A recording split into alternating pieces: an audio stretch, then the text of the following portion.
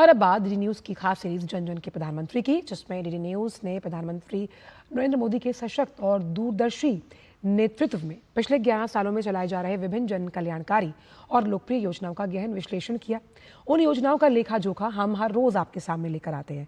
इसी कड़ी में आज बात प्रधानमंत्री के नेतृत्व में भारत की विदेश नीति की, जिसने दुनिया भर में रह रहे भारतीयों को संघर्ष, संकट या आपदा के समय न सिर्फ सुरक्षा दी, बल्कि सकुशल उनकी घर वापसी भी सुनिश्चित की। इसके साथ ही भारत ने कई देशों के नागरिकों को भी मुसीबत में मदद की है। ये भारत की सफल विदेश नीति और कूटनीति का प्रतीक है, जो प्रधानमंत्री की अगुवाई में संभव हुआ। देखिए रिपोर्ट।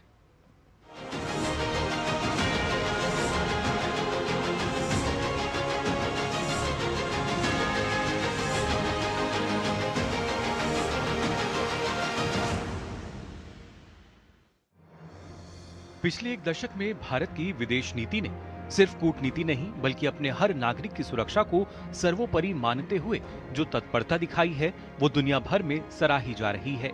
जब जब हमारे लोग विदेशों में संकट में फंसे, भारत ने न सिर्फ उन्हें आवाज दी बल्कि उन्हें सुरक्षित वापस भी लाया।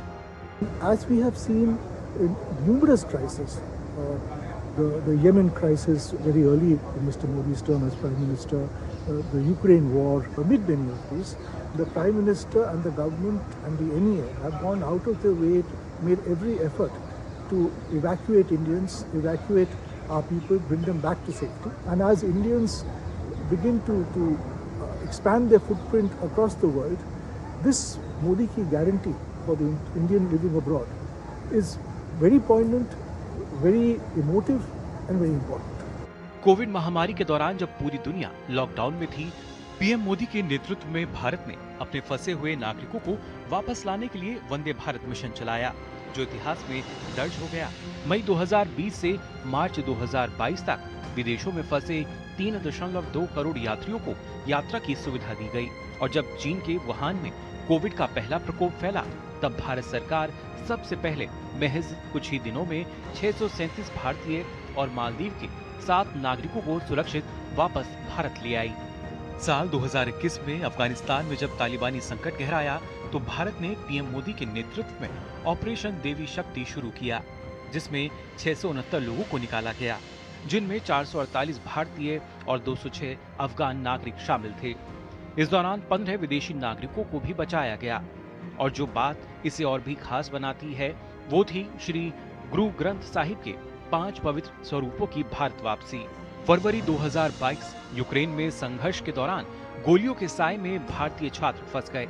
तब भारत ने चलाया ऑपरेशन गंगा। 18,282 भारतीयों को 90 फ्लाइट्स के जरिए सुरक्षित निकाला गया।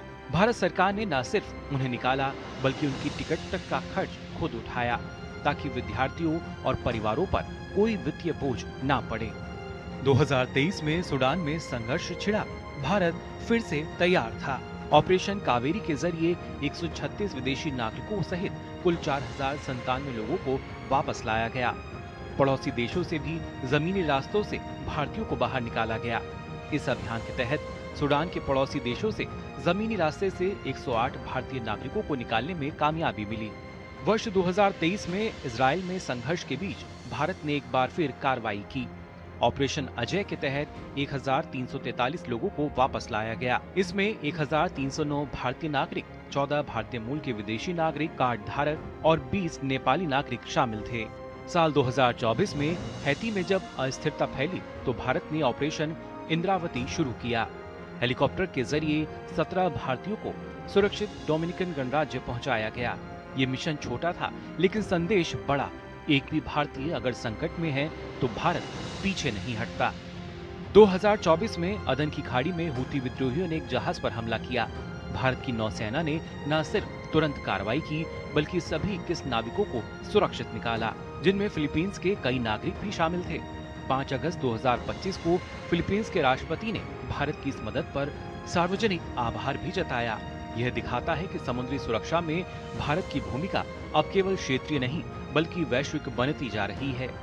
और अभी हाल ही में जून 2025 में जब ईरान इजराइल संघर्ष के चलते ईरान में हालात बिगड़े, तो भारत ने चलाया ऑपरेशन सिंधु। 110 भारतीय छात्रों को सड़क मार्ग से आर्मेनिया पहुंचाया गया और 19 जून को विशेष फ्लाइट से नई दिल्ली लाया गया। एक बार फिर त्वरित निर्णय, मानवीय दृष्टिकोण और राष्ट्रीय प्रतिबद्धता का उदाहरण। Bureau report, DD news.